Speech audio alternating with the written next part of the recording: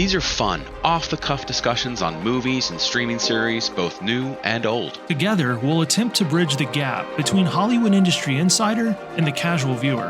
This is Alec. And I'm Ben. And you're listening to the Cinema A to B podcast. Hey everybody, welcome to another episode of Cinema A to B. Today, Ben and I are going to discuss the 2015 film Mad Max Fury Road by George Miller. This is a special request, and we want to say thank you to Habit for requesting this. But Ben, what are your thoughts on this very late-stage sequel? This is it, right? This is the greatest fourth entry film of all time. All time. And it's like, how does this happen? Mm-hmm. How does this happen with this long a layoff, the fourth entry in a good franchise, and it just runs circles around every other entry in it and reinvigorates interest in this franchise. And then obviously, like you just mentioned before we started recording, the trailer for Furiosa has just dropped. Yeah. And with another film, The Wastelands, I think, in kind of stuck in development, but we'll get into that because it kind of has to do with some of the bad experiences shooting this film. Yep.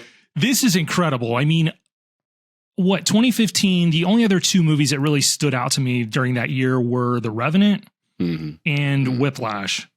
Yes. Whiplash is awesome. Yes. The Revenant's good. This was my favorite from 15. Mm-hmm. It's as enthralling on a repeat viewing as it was the first time I saw it in a theater. There's nothing else like this movie. Nothing else looks like it. Nothing else sounds like it. It's one of those, to me, it's kind of sits in the pantheon of what is possible in cinema because it did so much that we've never seen before. Yeah. It's a one of a kind. And in some ways, it doesn't even feel like it belongs with The Road Warrior or Mad Max but ultimately that doesn't matter because they've recast Max with Tom Hardy.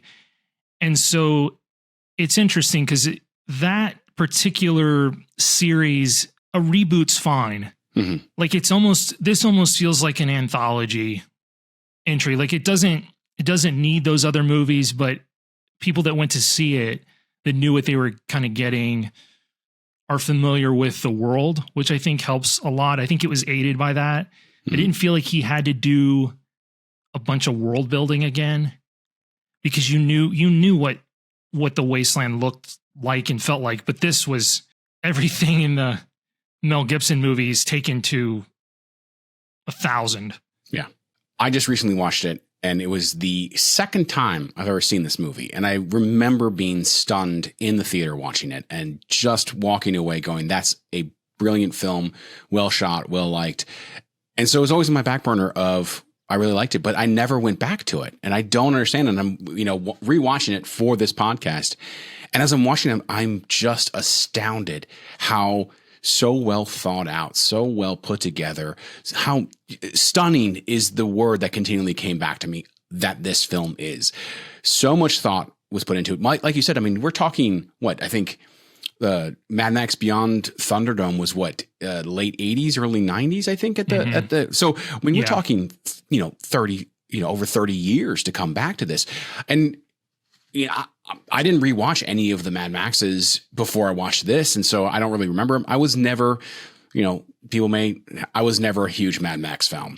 For some reason, this kind of post-apocalyptic world was never my favorite. Like I never really got into those movies. So I didn't actually go into this movie expecting much, which I thought maybe that was what kind of made me like it so much in the theaters because I went with low expectations. It obviously more than delivered what I was expecting.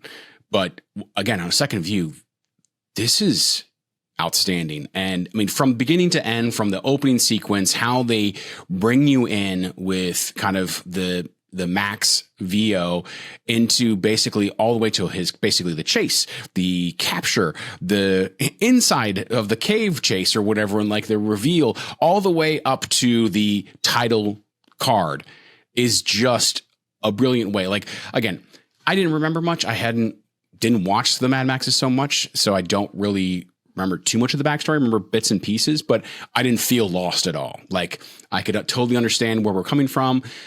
Obviously, I really think Tom Hardy's fantastic. Theron is also amazing in this. It's just, like you said, this is the best fourth installment of a series ever produced. Hands down. Like, I'll wait for you to show me a better one. There's nothing else in there that's a fourth installment that's going to be as good as this, where it is, I would say, the pinnacle and peak of the series. It's better than everything that came before. There's, like, remembering all the others, this, hands down, I'll take this every day. This kind of feels like Blade Runner 2049. The difference being there would have had to have been only one Mad Max movie made right around the same time. I mean, Mad Max, Road Warrior and Mad Max are within a year or two of Blade Runner. But yeah, it's funny because the one that I always watched as a kid that seemed to be on cable all the time was Beyond Thunderdome. Yes. Yeah. That's the one I watched the most. Widely considered the worst entry and I always really liked it. I don't know. There was stuff with that movie that kind of resonated with me as a kid. And I think it's because he's surrounded by children, but yeah, that's a whole nother discussion. So that was kind of my introduction to the series, was that entry, just because it seemed like, I guess it was cheap and it ran on cable a lot. No, nothing else looks like this. And to me, this is one of the greatest digital color correction jobs I think I've ever seen. Yeah. It was shot on the original Arri Alexa cameras. And I think they shot some sequences with like little Canon DSLRs because they had so much stunt work going on. And you'll read about that. Most of this movie was captured in camera. Yeah. There was a ton of rotoscoping and some green screen work and heavy compositing. But the reason it looks so good is because about 90% of what he could capture in camera, he went ahead and did. And I will say, based on what I'm seeing with the new trailer for Furiosa, it looks like he departed from that method.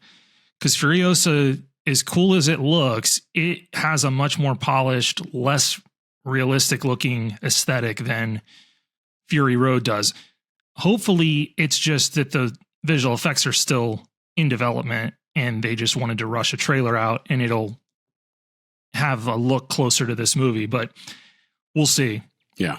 This was one of those movies that came out that told me we're okay, like largely leaving film. Yeah. For select projects. I mean, IMAX notwithstanding with what Nolan has done and, 65 millimeter, like widescreen, I think that has its place. But this was the one that when I came out of the theater, I went, yeah, it's arrived. Yeah. Like digital acquisition has arrived. If you can get this look into a cinema, we're good. Yeah. Because at no point did I watch this and go, oh, this looks, I wish this was shot on 35 millimeter film. It didn't even enter my mind. It was like, absolutely not. I want to throw John Seeley or John Seal or however you pronounce your last name, the cinematographer. Because I mean, essentially for the majority of the movie, he has one color palette to play with, orange and maybe some black. But I'm going to tell you, I mean, as you already talked about, visually, absolutely stunning. The way he layers some of these colors, the way he catches it. And some of it, obviously, is special effects, is VFX, because they did a lot with Namibia. A lot of the special effects were helping kind of build on what they were already capturing in camera. But I'm just going to tell you, it's absolutely stunning. Like when the sandstorm comes in, I mean, like it's all brown, it's all orange, but yet it is, I'm like just thinking about it in my head of just how cinematic and how gorgeous it is. I mean, yeah, he's got pops of color here and there, but the majority of the film, and last little point, then I'll let you talk about, sorry, but is so many of these not stupid, I like post-apocalyptic movies, but they're always washed out. They're always something of gray, but yet here you almost get into the oversaturated color aspects of film that it completely changes. I mean, even the original Mad Maxes, I remember them not, having some color. I mean, but you're out in the desert in California, Arizona. I forget exactly where they shot. Australia. Oh, is it Australia? Okay. So I think at least some of them. Yeah. Yeah. The browns, some greens or whatever, but it didn't really have the washed out, but just by definition of where they were shooting, it kind of felt that typical washed out, where this is just, when you get those pops of color, they pop, they resound, they resonate with you for the rest of, like when you see some of the green or you see some of the, you know, the water and stuff like that. It just, I mean, hands off. He made a post-apocalyptic film that looks gorgeous. That's what I'm sorry. Yeah, he did. And there's a couple reasons for this. I mean, the acquisition on the Alexa largely would have been pretty neutral the way the image was acquired. So the look of the film is largely created in post in the color correction. Gotcha. And the art design, production design is really good too. You're right. There's a dominant orange, or those night sequences are heavy blue, which normally I would say I don't really like night sequences that are that blue. But for this film, it feels like the correct switch from a daytime that's very orange dominant. But there are other colors in the palette. Like it's not like it's monochrome. But I did want to mention that, like, I went through on IMDb because I was kind of curious who the colorists were, since that's kind of my jam. Yeah. And you had a guy named Oliver Farkas that was the Dailies colorist. So he would have been establishing some sort of on-set look that they would have been able to watch dailies in. I don't know how strong the image looked for dailies. But then you had this huge team. This is one of the bigger editorial department teams I've seen. I can't count through. It looks like 30 or 40 people. Wow. And unfortunately, a ton of them are uncredited. And there are 3 colorists that are uncredited on this movie. And then there is a look development and supervising colorist named Eric Whipp, who I'm assuming would have been the main guy sitting with the cinematographer creating this hyper saturated orange look. Yeah. And that they would have had these other 3 colorists, and we're going to go ahead and give them their due since they're not credited on the movie. Please. Fortunately, they are on IMDb. Connor Fisher, Trisha Haggerlies, and Wade Odlum. And so they're not credited. There's even a digital cinema mastering for IMAX, Daniel Andre. That was his job, and he wasn't credited. Wow. See, this is the stuff that pisses me off. Yeah. And Hollywood does this crap a lot, where they make decisions, the suits make decisions on who gets to get credited in the movie and who doesn't. And this sucks. There's 7 people on the back end of the editorial department basically responsible for the way this movie looks, and they weren't in the credits. I get hot when I see that. So, but I'll get off that horse. The look is, there's no other film that looks like this. But what's cool is it's not just the look, right? The story is extremely compelling. The performances are really good. The character arcs are really good. Yeah. You had awesome behind the scenes set stuff where actors and actresses absolutely hated each other. Yeah. But somehow they get it done and create a masterpiece. And also didn't understand the director. Like both Theron and Hardy are on record basically saying that when they're on set, they were like, George is dumb. Like I don't get it. This is going to be a terrible movie. Absolutely. And they both basically went on record saying after they saw the movie, they go, we owe George an apology because this is a masterpiece that we just couldn't understand at the time of his shooting. Like we couldn't see his vision.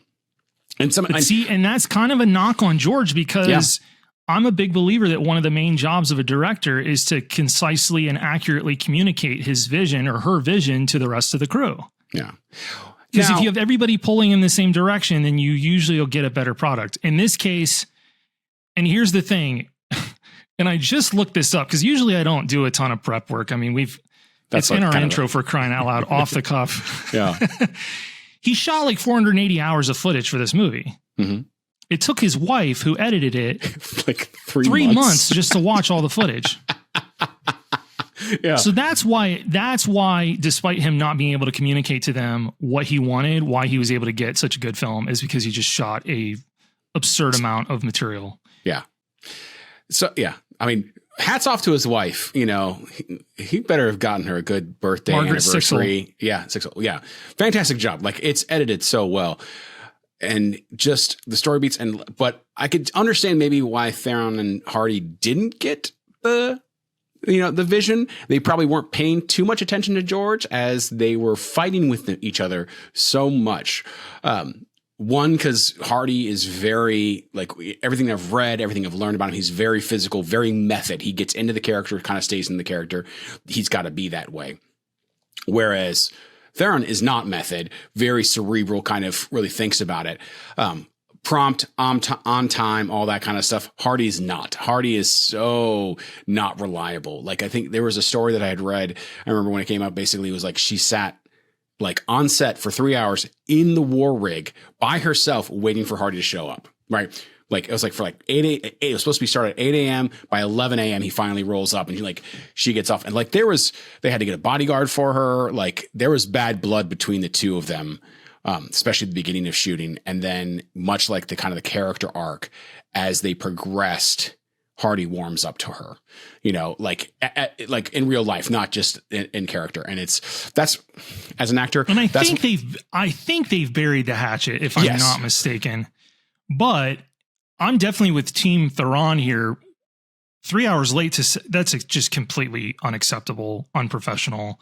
And I don't know that he still operates that way now. I have no idea. I would hope he doesn't.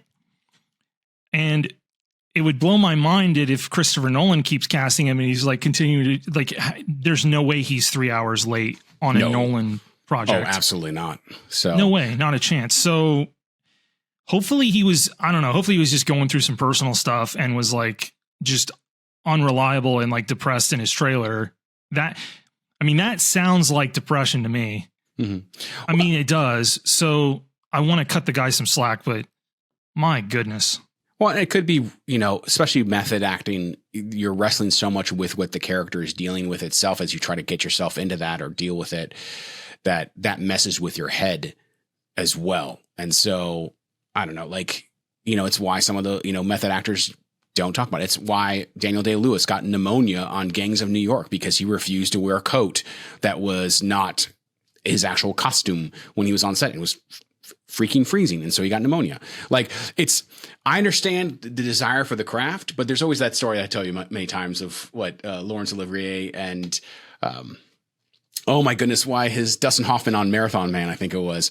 And like Dustin Hoffman basically is like running around or slept outside or this story changes from wherever you read it. But basically he's hurting himself to get in process to the character. And like Laurence Olivier is like looking at him and just goes, what are you doing? He's like, well, my character's tired or my character's hurt. And so I'm trying to get myself into it. And Laurence Olivier is just like, why don't you just act? And walks away, and that's, and it's as an actor, like it's hard, like if you need to kind of push yourself to get there to get to that performance, it's different than just saying, oh, well, I need to be sad. So be sad. And you could say one way or the other, many actors have different processes, but obviously Hardy was very method in this, and that came out in some of their battles on set and why it made it so difficult, and probably why they had 470 hours of filming because there's probably so many like takes they couldn't use. There's so many things that are just like, this is not going to. There's a lot of moving pieces in the movie as well for action sequences.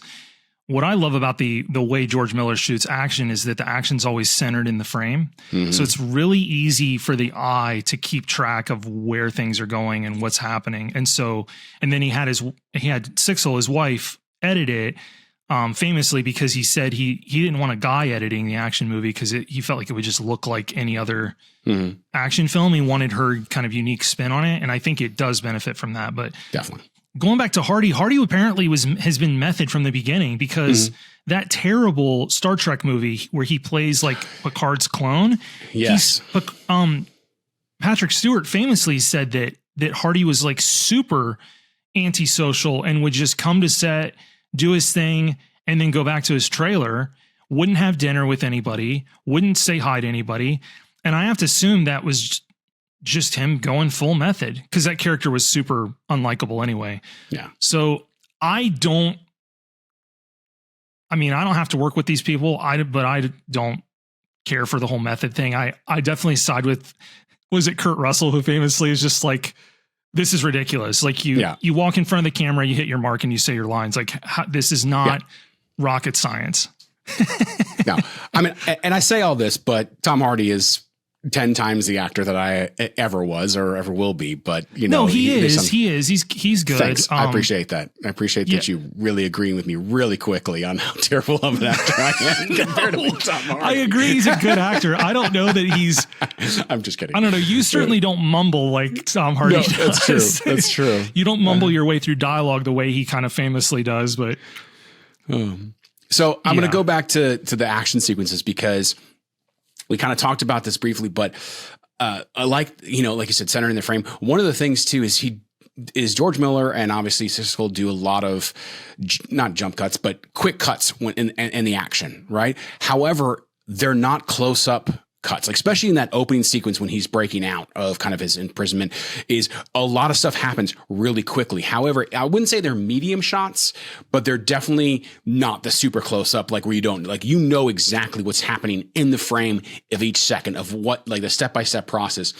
And again, going back and harp on Paul Greengrass or whoever it was, like, it's definitely not that feeling of it where it's quick, but it jolts you into it. I also like a lot of the actual fight sequences when it's like hand-to-hand combat or like in person. It has to have some type of higher frame rate, especially when it's Max and Furiosa meet for the first time or whatever, and they're kind of doing that fighting, because the frame rate is sped up in some way. It just feels quick, but it works. Like, just, it kind of pushes that feeling of how serious this is, how dangerous this world is, how kill or be killed this world is. And I really love kind of that. And again, the visuals in that are stunning. It's literally on sand against a black truck, but yet somehow characters pop. Somehow this looks so visually stunning and interesting the entire time. Yeah, I mean, it's really high contrast. And then you mentioned it, the saturation's effectively maxed. Yeah. Like, I don't think you could saturate the image any more than they have, but what's crazy to me, and this is how you know that you've got professional colorists and stuff working on this, is that the fact that even if your TV at home's not perfectly dialed in, this movie still looks incredible. Yeah. Like, it looks good on a computer monitor, a phone, a projector, and you're perfectly dialed in, 70-inch OLED. Mm-hmm. And that's proof positive. You got professionals doing this that know exactly where to push the image and how much to push it, and then have it all feel cohesive. They may have recorded higher frame rate. I don't know. You can also achieve that effect by changing the shutter speed or the shutter angle of the camera, because that's famously what Saving Private Ryan did, was tweak the shutter angle. Still was recording 24 frames a second, but you get more particles and stuff that the eye can see. Mm-hmm. It's a more, I don't know. It's like a more vivid movement, kind of stunted, but you can tend to see more particles and things when explode. And so it's possible he did some of that as well. But I remember the earlier Mad Max movies, him doing like speed ups during action sequences as well, like where he'd ramp things up. Yep. Not as much slow-mo, although this movie does have plenty of slow motion. Yeah. And it's beautiful. But you're right, the camera's further back in this film and really allows, I mean, when they're driving into that dust storm, the camera's never any more close up on than like framing what, like, say, was it Nicholas Hoult as one of the minions that's spraying his face? I forget his name, but even the stuff on him in the car he's like Knox or Vox or something like that. Yeah. Nux. Yeah, he's really good too. Oh, he's fantastic. And and I like his arc as well. Mm-hmm. And it's hard for me to tell, like, whose movie is this? Because they definitely jockey back and forth. By the end of the movie, it almost feels like Furiosa's movie. Mm-hmm. As far as where the story kind of goes and the way it ends. But that's always kind of been, Max never settles in anywhere. Yeah, exactly. And it's interesting to me that it took him so long to do a sequel, or I mean, this is more of a prequel, obviously, because of the way they set up the last couple shots that they set up the ending of this film. It's perfectly set up for a sequel to follow, Max. Like, again, this is definitely much more Furiosa's kind of movie of her getting to where she needs to be. And then Max is still out there kind of doing his thing to do more movies. But yet, obviously, it's eight years later and we're getting a prequel, not a sequel, not a Mad Max follow-up. And I mean, some of that's obviously the kind of that script you said that's kind of been in the, being punted around trying to figure out when it's going to get made. But well, I think Hardy's schedule is kind of all over the place as well. Yeah. And I don't know that he's that interested in returning to the character either. I mean, I don't know. He's perfect for that role. He is. I absolutely love him in that role as Max. And I love the fact, I know that a lot of people, when it came out, harped on the fact that he doesn't talk much. Like, this is really, like, I think he's got 52 lines if you don't count the grunts or something like that. I think that's like the trivia on it or something. But I mean, but think about it. Like, from all the things, like, he's a loner. Like, he doesn't talk that much. Like, he does, why? Like, you don't need to. If you can get, things at the point of a gun or get your point across with just, like, my favorite is like when he's in the cab or whatever, and he's like trying to get all the guns or whatever, and there's one's out of reach, but he's still kind of pointing his gun on Furiosa, and so he's like looking at the wives, and he's just like snapping his fingers or whatever. I'm like they all know what he wants. They all, like, there's no need. Like, he doesn't do anything superfluous. If he doesn't need to speak or waste water or waste breath, he's not going to do it. But again, that whole we talked about the method, but like it does portray of like he gets across that he cares only about himself and he only cares to survive. Like, he will do whatever it takes to survive. He like absolutely nothing cares. And I love even with all the problems, the interplay between the two of them, of that, like, when push came to shove, when it's, I need to still save my life, but I need Furiosa to be there to help save my life or whatever, the way they work together, the way they kind of like it's kind of one of those things of they hate each other, but yet they're both super competent and super know what needs to be done to get this across. And that, I kind of think some of that on set hatred of each other really comes through in the camera and makes that work, makes that feeling come through. I'm not trying to say like, hey, that was okay. I'm totally like you on Team Theron, but my goodness, it works. Like, you could feel I got to work with this person. I hate this person. I'm, at a drop of a hat, I would kill this person, but yeah, but there are seeds of humanity still left in Max in the movie, little traces that the kind of the wives of the Morton Joe kind of bring out in him, those little, especially the gal that's pregnant. Yeah. It kind of sparks a little something in him, a little bit of humanity that he has left. Yeah. Because his whole backstory was like a lost wife and child in the ensuing fall of society. Mm-hmm. So I don't know that I don't think Miller's got a good reason to ever go back and do like a redo prequel to Max. I think his history is firmly established. There's just no real reason to do that. I'm kind of intrigued with Furiosa, on an arc that gets her to kind of where she is when we kind of pick up with her at the beginning of Fury Road. That's interesting. I just hope it has the aesthetic that this does, as far as it looking a little grittier. Because it just did. That trailer looks awfully clean. And I was trying to figure out, is it because I'm watching it on my 4K monitor? And I was like, no, this just looks like they shot more against green screen. It just looks a little more CGI heavy than this film does. So they've got time.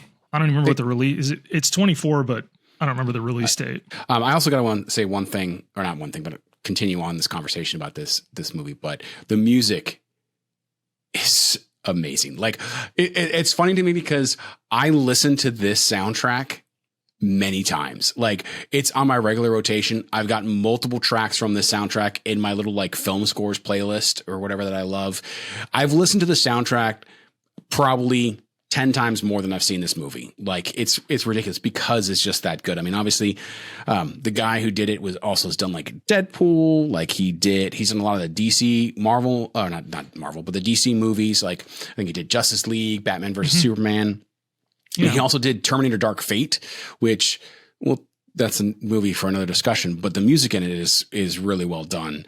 Like, this guy really nailed it. I mean, the moment of like the war party going through, and they first kind of like the first kind of interaction kind of at that stone gate thing or whatever. The music there is just stunning. And then the moments that, and Laura and I kind of were talking about this, like the moments of silence where they choose not to have music, where they choose not to have dialogue, but just kind of the ambient noise of the world of the war rig just makes it that much more stunning, because the music in it is so loud, is so kind of pushing things forward that it just makes those moments of quiet just that much more quiet.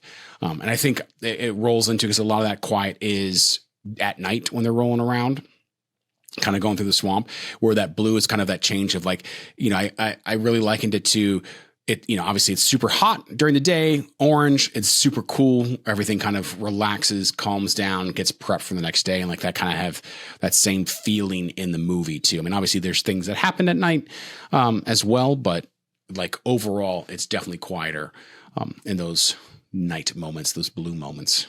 But I can't say enough good things about this film. The fact that I've only watched it twice, I'm appalled at myself, because this movie is stunning. Like, and now you've got more opportunities. Well, then honestly, next time I want to see this is like, I want to be, watching on your big screen downstairs, so I can like get that kind of that visual again, because oh my goodness, like it benefits from as big a screen as you can put it on. It really does. Yeah.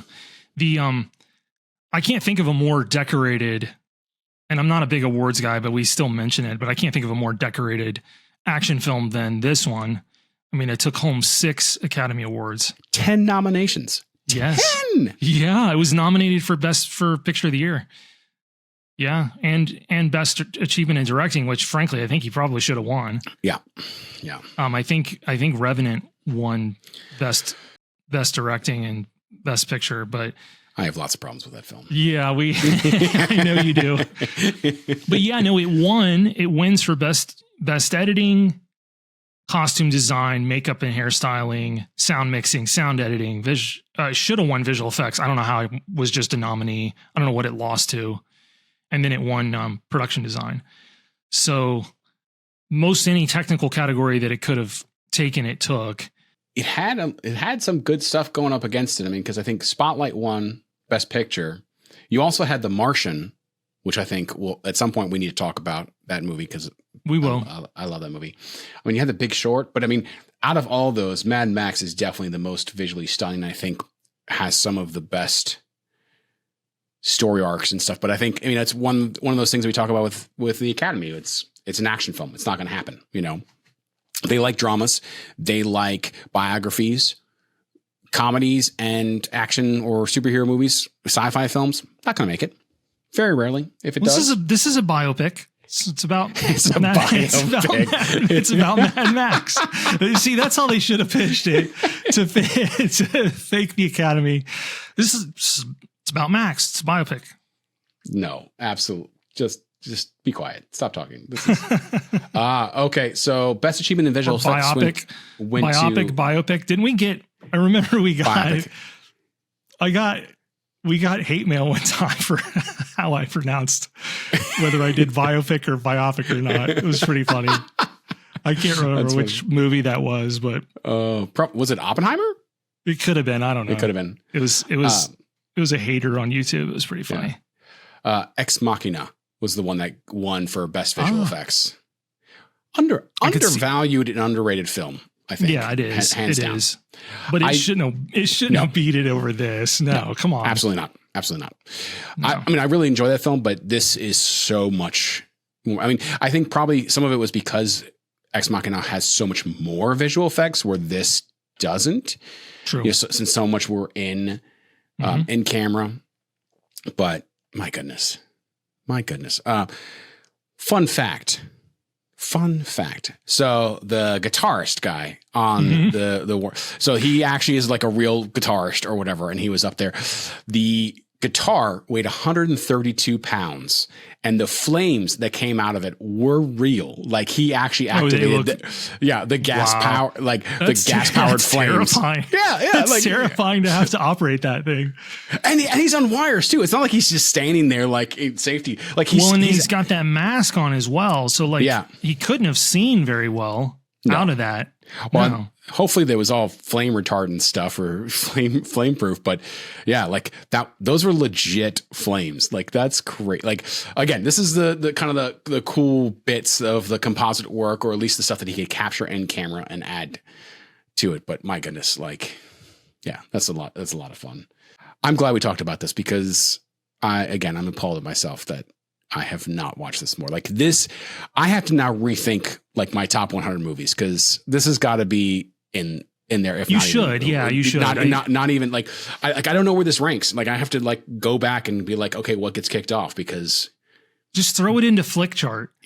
I actually do need to do that. And throw it into Flickchart and just see what it comes up against and whether you pop it up. I mean, it's not a perfect way to go. By the way, we are not sponsored by Flickchart. It's a cool way to load movies in that you've seen and kind of pit them against each other. But Flickchart, if you're looking for people to be sponsored, you want to sponsor, hey, we're open to it. Sure. Yeah. Yeah. Oh my goodness. Yeah. So, last thoughts? Like, what do you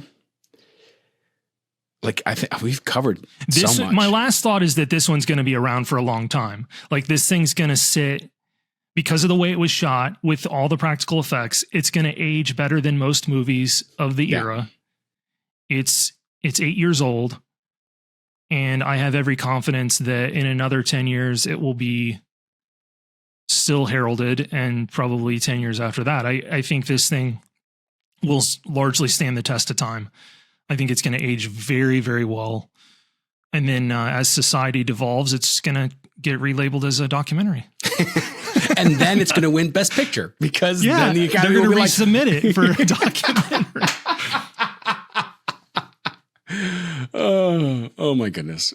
They should have just subtitled it and then resubmitted it as for best foreign language film or something. Yeah. Well, so there was a moment in time that George Miller actually wanted to do this all in black and white. And I think there is a version out there that's all black and white. So had they done that, maybe it would have gotten a little bit more attention, because black and white films You're going to make me want to see what this is like Well, and I wonder if they shot it for black and white, because I think it was pretty early on in the process that he wanted to do it black and white, and they were like, no. And so then he went the opposite direction, was like, then I want all the colors in the world. It's high contrast enough that it would benefit work from out. You think so? Yeah, there's a lot of shadow and negative, what they call negative fill, where the image goes dark. Like those things tend to be more beneficial when you pull the color out. So I have no doubt that it would look good. The thing is, I can't do that on my projector because it's a DLP projector, and the weakness of DLP is that, especially with bright and dark with black and white, you get the rainbow effect, which some people can see and some people can't see it. I can see it in the high contrast scenes. And so if you bled the color, I'd just be distracted with a little bit of rainbow fringing on the image. But otherwise, it's probably a worthy exercise, just like when we discussed the black and white of Raiders. Oh my goodness. Who knows? This thing could be... Well, maybe we'll have to get a copy of it and watch it next time I'm out or something, or next time we're together. We can then see which one we like better. For sure. Yeah, for sure. Any closing thoughts?